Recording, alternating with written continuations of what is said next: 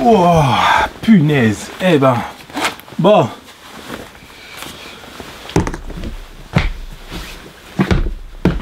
S'il y a une chose à apprendre, c'est voler en hiver. Je vais vous faire profiter de mon expérience, parce que là j'étais dehors. En montagne, il y a un peu plus de 1000 mètres, du coup il fait assez froid, il y a du vent, enfin il y a plus toutes les conditions réunies pour savoir comment voler en hiver, comment en fait au final préparer son vol et puis arriver là-bas, puis pas avoir de soucis de batterie ou quoi que ce soit d'autre. Donc déjà, on va enlever tout ça, hein, tout simplement, voilà. Voilà, c'est tout bon. On est changé, on est revenu à la maison, case départ. Donc du coup, quand on vole en hiver, les températures sont assez basses. En dessous de 10 degrés, ça affecte beaucoup le fonctionnement du drone et aussi de tous les appareils que vous utilisez autour du drone, bien sûr. Du coup, premier conseil, et pas des moindres, c'est charger tous vos appareils à 100%. Toutes les batteries, ça peut être la batterie de votre iPhone, de votre téléphone Android, ou encore de votre tablette. Et bien sûr, hein, on n'oublie pas de recharger la radio et les batteries du drone. Je vous conseille d'acheter un landing pad. Je mets un lien dans la description ici, c'est un lien affilié comme d'habitude. C'est un landing pad que j'utilise, que j'ai utilisé aujourd'hui pour décoller dans la neige.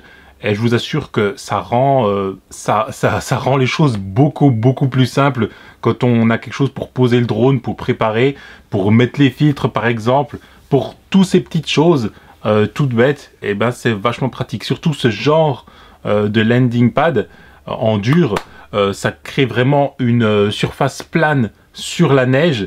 Puis même en plus, si vous êtes un peu sur la neige, vous pouvez aplatir pour essayer d'être à niveau carrément. Donc ça, je le recommande à 100%, il faut l'avoir dans son sac. Et aussi des chaufferettes. Donc là, ce sont des chaufferettes de la marque Decathlon, peu importe. Donc vous en trouvez par pack, peu importe. Ça, vous en prenez plusieurs et vous les glissez dans votre sac.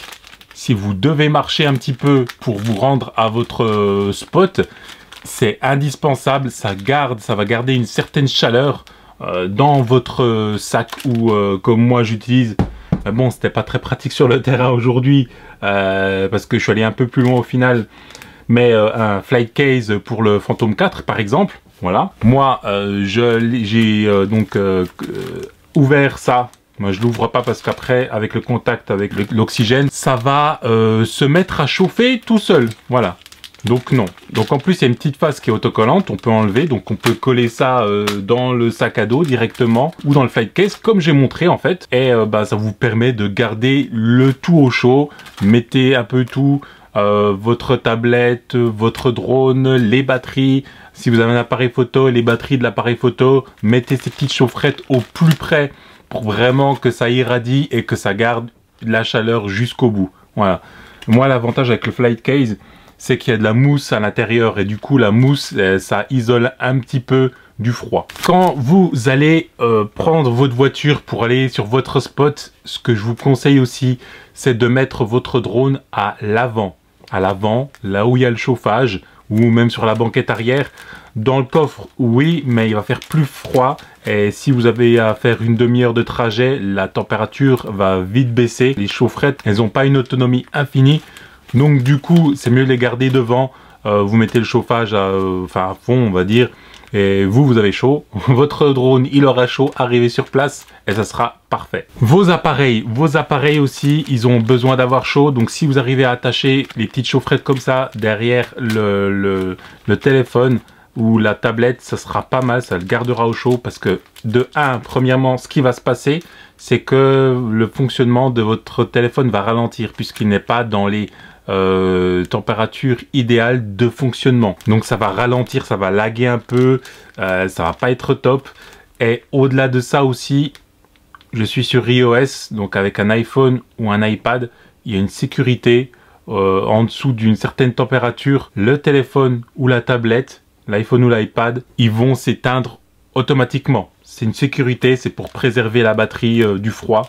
Voilà, arrivé à la maison, quand vous mettez, ou même dans la voiture, vous mettez un peu de chauffage, vous allez voir que le téléphone ou la tablette va se rallumer automatiquement. Je présume que ça doit être plus ou moins la même chose sur Android, qu'il va ralentir le téléphone ou la tablette, hein, et du coup, ben, va falloir remettre un coup de chaud, hein, pour que il fonctionne bien et que vous puissiez voler et faire vos vidéos en toute tranquillité. Ok, maintenant vous avez décollé, c'est parfait, très bien. Alors, sachez que plus on prend de hauteur, plus la température va baisser. C'est ce que j'ai eu aujourd'hui. Il y avait un vent assez violent en hauteur, en montagne. Ça m'a mis des alertes de partout. Après, la température du drone n'a pas baissé. Le Phantom 4 Pro n'a pas baissé. Elle était à 33 degrés. Ce qui est important, en fait, vous démarrez pas le drone et vous partez tout de suite. Démarrez le drone, mettez-le à hauteur pendant quelques instants. Vérifiez dans le menu la température du drone. En dessous de 18 degrés, c'est pas top. Donc laissez un petit peu augmenter la température parce que c'est de l'électronique et ça va chauffer de toute façon. J'ai attendu que ça atteigne les 25 degrés pour voilà, le lancer et après ça se réchauffe tout seul. Il n'y a plus trop de problèmes. Ce qui peut arriver aussi et ce qui m'est arrivé, et j'ai pas de screenshot parce que c'était sur la radio du Phantom 4 Pro Plus et j'ai pas fait de screenshot à ce moment-là, mais ça m'a mis une alerte comme quoi la puissance était réduite à cause de la température en fait externe. Donc en fait au final vous n'avez pas toute la puissance des moteurs qui est distribuée juste par sécurité pour le drone. Donc ça c'est à savoir aussi. En conclusion, préparez bien votre vol quand vous voulez aller voler au froid, en hiver, en montagne ou même pas en montagne.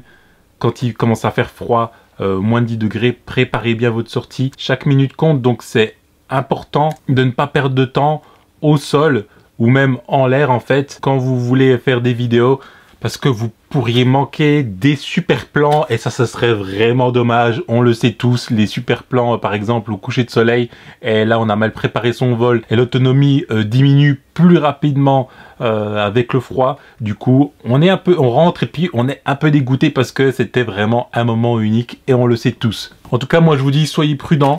Si vous avez aimé cette vidéo, mettez un pouce en l'air et abonnez-vous. Si vous n'avez pas aimé, mettez un pouce en bas.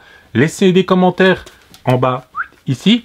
Si vous voulez avoir plus de renseignements, si vous avez des questions bien précises, vous inquiétez pas, je vous réponds. Moi, c'est Najib de la chaîne NKO et je vous dis photographier, filmer, voler en toute sécurité. À la prochaine. Peace!